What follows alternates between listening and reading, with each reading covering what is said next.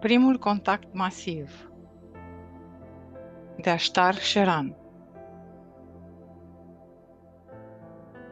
Fiți bineveniți, dragile mele ființe de lumină. Ascultați cu atenție și primiți cu iubire următorul mesaj. Salutări! Pace fără violență, iubiții mei! Eu sunt comandantul navei Mamă, Noul Ierusalim, într-o călătorie prin aceste ceruri frumoase.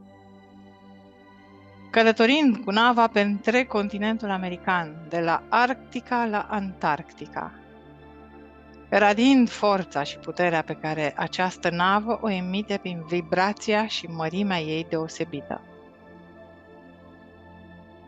Vibrație care este simțită de toate ființele cu inima trezită, cu conștiința trezită, care comunică prezența noastră aproape de voi. Iubiții mei, sunt momente în care suntem foarte, foarte aproape, atât de aproape încât uneori ne gândim că nava s-ar putea materializa în spațiul, timpul vostru dimensional. Ne amintim de acest continent și mai ales de aceste ținuturi sudice pentru a radia frecvența de lumină pentru cei care tânjesc și doresc întâlnirea noastră, contactul nostru. Acest contact este mai aproape decât credeți.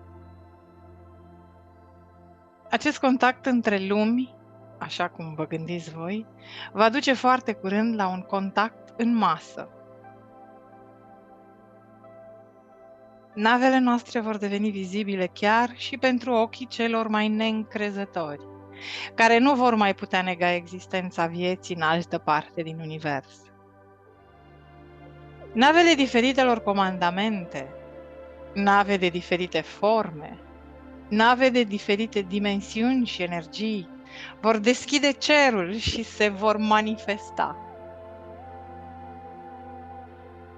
Ele vor putea fi înregistrate de toate mediile de comunicare, deși am avut deja contacte și navele noastre au fost văzute în multe locuri din lume și vor fi din ce în ce mai multe astfel de contacte.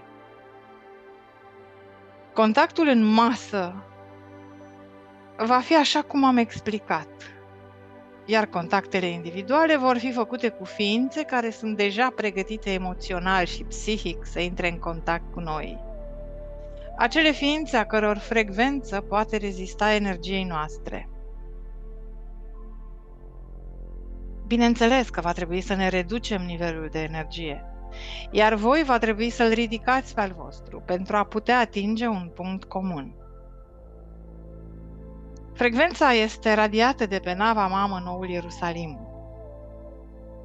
Aceasta completează nivelul de frecvență al planetei și în special al acestui continent american. La nivel non-fizic, există multe nave din toate comandamentele, pregătite să acționeze dacă la un moment dat sau altul vom decide să ne facem vizibili. Ceea ce se va întâmpla. Toți vor fi uimiți să vadă atâta măreție și atâta lumină emanând din navele noastre. Multe dintre aceste nave sunt activate de conștiință. Altele sunt activate de o tehnologie avansată. Altele sunt puțin mai adaptate din punct de vedere al dimensiunilor, puțin mai apropiate de imaginația voastră.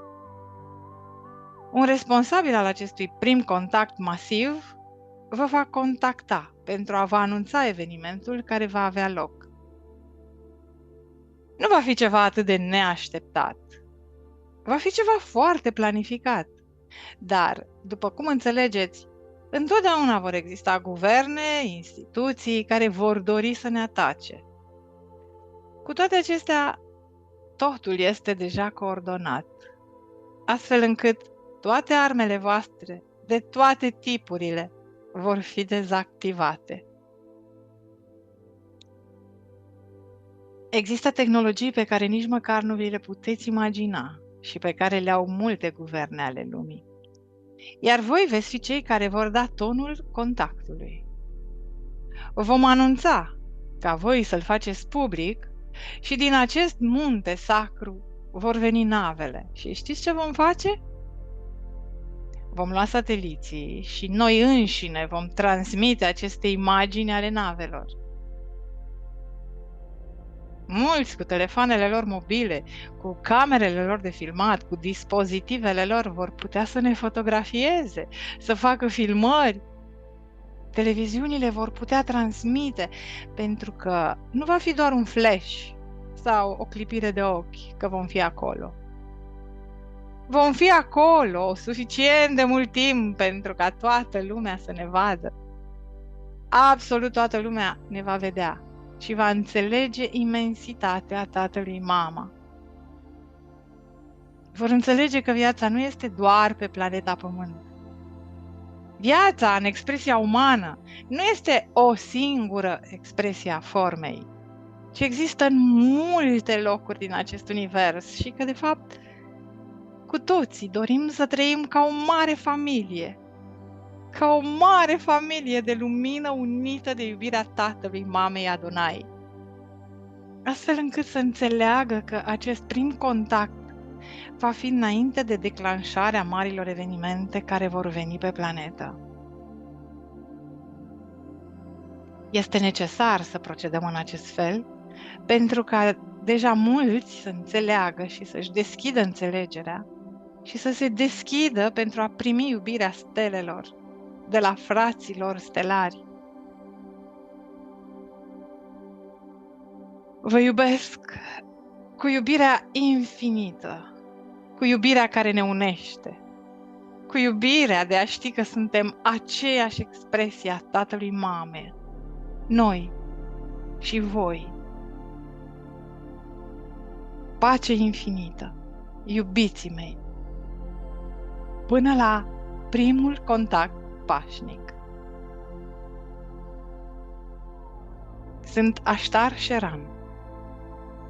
Binecuvântări! Vă trimitem o îmbrățișare puternică și călduroasă fiecăruia dintre voi care primiți acest mesaj. Pe curând!